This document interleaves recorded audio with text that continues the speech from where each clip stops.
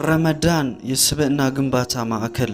ሁልጊዜም የሰው ልጅ ያለበትን ሁኔታ ለመለወጥ መጀመሪያ ከራሱ ጋር ይነጋገራል። በተሰጠው እድል ለመለወጥ ጥረቱን ይጀምራል። በእንዲህ አይነት የለውጥ ፍላጎት ላይ ሆኖ ደግሞ ረመዳን ሲመጣ እድሉ የተሻለ ይሆናል። ስለዚህ በዚህ የረመዳን ወር ምን ለመለወጥ አስብ? የትኛውን ባህሪ ለመለወጥ ተዘጋጀ?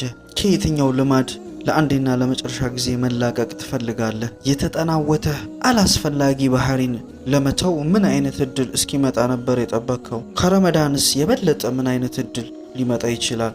ምንም። ስለዚህ ዛሬ አሁን ከዚህ ደቂቃ ጀምሮ ራስህን ለአዲስና የተሻለ ስብዕና ዳግም አዘጋጅ።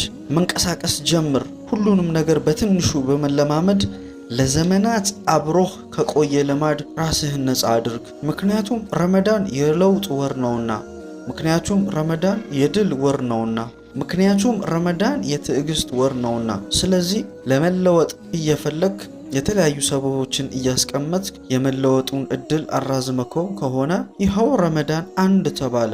በእነዚህ ቀናት በትንንሽ ልምምዶች ትልቅ የስብዕና ግንባታ ማከናወን ይቻላል። ሁሉም ነገር ከትንሽ አንድ ተብሎ ይጀመራል። ታዲያ ምን አሰብክ? የሚቀጥለው ረመዳን ሞክራለሁ እንዳትል መድረስን በምን አውቀኸው? በዛሬው ረመዳን ግን ቢያንስ ጀምረኸዋል። ስለዚህ የለውጥ ጅማሮን ዛሬ አድርገው። በአላህ ፈቃድ ከግብህ እንድትደርስ